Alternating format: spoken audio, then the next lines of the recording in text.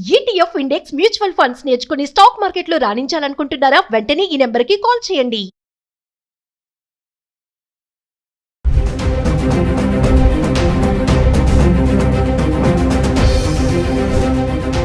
నమస్తే, welcome back to Suman TV. Present మనతో పాటు ఉన్నారు consumers affairs committee chairman Mandari Krishnareddy గారు.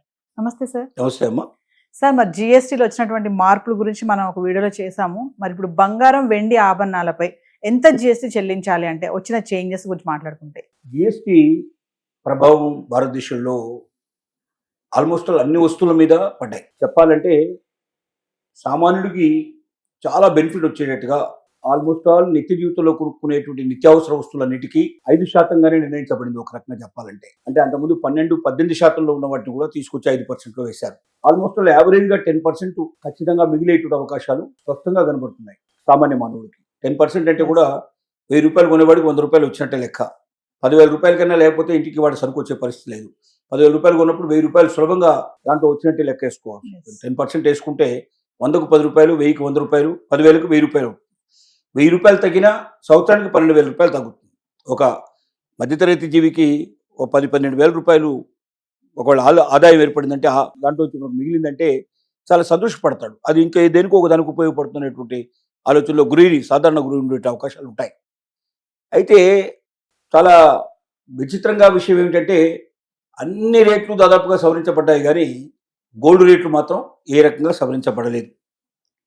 అంటే మనం బంగారాన్ని స్వచ్ఛంగా కొనుక్కున్నట్టయితే, మామూలుగా వెండి కానీ బంగారం కానీ స్వచ్ఛంగా కొనుక్కుంటే 3% మనం చెల్లిస్తే సరిపోతుంది.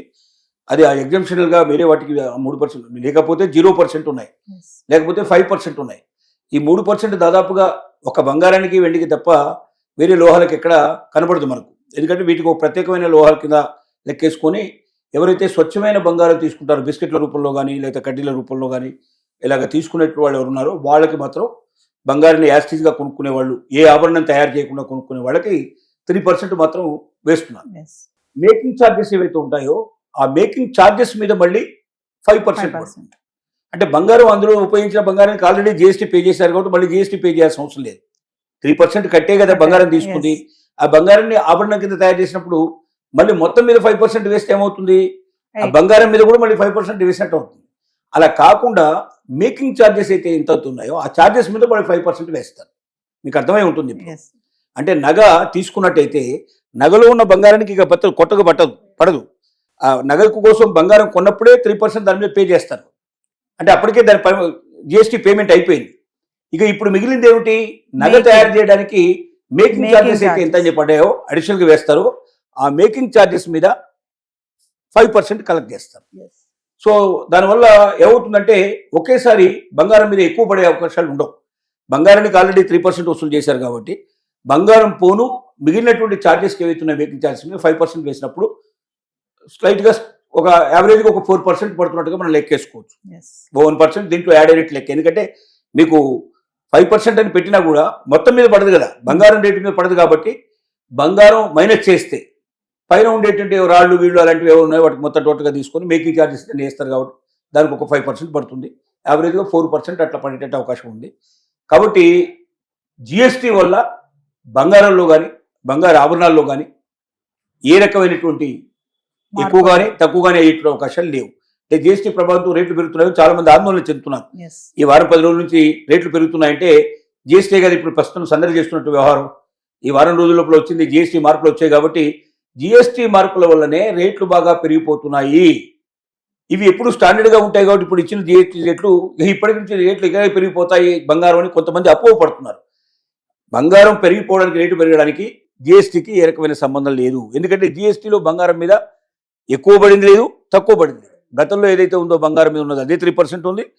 ఈ మేకింగ్ ఛార్జెస్ మీద 5% ఆటోమేటిక్గా గతంలో ఉన్నది ఇప్పుడు కూడా ఉంది. కాబట్టి మనం భయపడాల్సిన అవసరం కానీ తొట్టుపడాల్సిన అవసరం లేదు. కొత్తగా బంగారం రేట్లు జిఎస్టీ వల్ల పెరగవు. కాకపోతే రకరకాల ఇతర కారణాల వల్ల ఇవి జరిగాయి తప్ప జిఎస్టీ వల్ల జరగలేదు. కాబట్టి జిఎస్టీ ప్రభావం వీటి మీద ఉండకపోయినప్పటికీ వేరే వస్తువులన్నిటి మీద రేట్లు విపరీతంగా తేడా వస్తాయి. కాబట్టి కొన్ని కార్ల మీద అయితే ₹1,50,000, ₹2,00,000 దాకా కార్లు తగ్గాయి. ఏసీలు మీద కూడా ₹25,000 దగ్గర నుంచి ₹50,000 దాకా ఏసీల మీద తగ్గాయి. దీనివల్ల ఏమవుతుందంటే ఒక మధ్యతరగతి కానీ లేకపోతే ఉన్నత మధ్యతరగతి వాళ్ళు కానీ బాగా ఉన్నత శ్రేణి వర్గాలు కానీ వాళ్ళు నిత్య జీవితంలో కొనుక్కునే వస్తువులు, వాళ్ళ ఇంటికి కావాల్సిన వస్తువులు కొనుక్కోవడంలో ఓ 25,000 నుంచి మొదలు పెడితే 1,00,000, 1,50,000, 2,00,000 మిగిలే అవకాశాలు ఉంటాయి. ఆ డబ్బుల్ని బంగారం మీద పెట్టే అవకాశాలు ఉంటాయి. అంటే బంగారానికి ఎక్కువగా కొనడానికి ఎక్కువ ముందుకు వస్తారు కాబట్టి కొనుగోళ్లు ఎక్కువగా జరిగినప్పుడు రేటు తగ్గడానికి అవకాశాలు ఉన్నాయి, రేటు పెరగడానికి కూడా అవకాశాలు ఉన్నాయి. కారణం ఏంటంటే కొనుగోళ్లు ఎక్కువగా చేస్తున్నారు కాబట్టి ఎక్కువ కొంటే డిమాండ్ జనరల్గా ఎట్లుంటాయంటే మిగతా వస్తువులకి డిమాండ్ అండ్ సప్లై. ఎస్ అంటే మీరు వస్తువులు ఎక్కువ కొంటున్న కొద్దీ మీకు తక్కువ రేట్లో వస్తాయి. కానీ బంగారం అట్లా కాదు. మీరు ఎక్కువ కొంటున్న కొద్దీ బంగారాన్ని ఎక్కువ దిగుమతి చేసుకోవాల్సి వస్తుంది. ఎక్కువ దిగుమతి చేస్తున్న కొద్దీ దాని మీద ఎక్కువగా ఖర్చు పెరిగే అవకాశం ఉంటుంది, ఎక్కువగా రేటు పెరిగే అవకాశాలు ఉంటాయి. దానివల్ల రేట్లు ఇంకా పెరిగే అవకాశాలు ఉంటాయి కానీ తగ్గే అవకాశాలు ఉండవు. ఎస్ జనరల్గా మిగతా మార్కెట్లో ఉండే ఐటమ్స్కి బంగారానికి ఉన్న తేడాది. వేరే ఐటమ్స్ మన నిత్య జీవితంలో కొనుక్కున్న ఐటమ్స్ మీరు ఒకేసారి 10 బదులుగా 100 కొంటారనుకోండి, ఆటోమేటిక్గా మీకు తగ్గుతుంది రేటు. ఎస్ బంగారం నేను కిలో కాదు 10 కిలోలు కొంటాను ఒకసారి అంటే రేటు తగ్గదు, పెరిగే అవకాశాలు ఉంటాయి. వాస్తవంగా ఎస్ 10 కిలోలు ఒకేసారి వాడు తెప్పించుకోవాలంటే వాడికి అంత సులభమైన విషయం కాదు. డెఫినెట్గా దాని మీద కొంత శ్రమ ఉంటుంది, కొంత ఖర్చు ఎక్కువ ఉంటుంది. కాబట్టి ఎక్కువ వేసే పాసిబిలిటీస్ ఉంటాయి. ఏది ఏమైనప్పటికీ జిఎస్టీ వల్ల బంగారం రేట్లలో ఎలాంటి మార్పు రాదు. రాదు. మహిళలు ఎవరు కూడా ఆందోళన పడాల్సిన అవసరం లేదు. Yes thank you sir.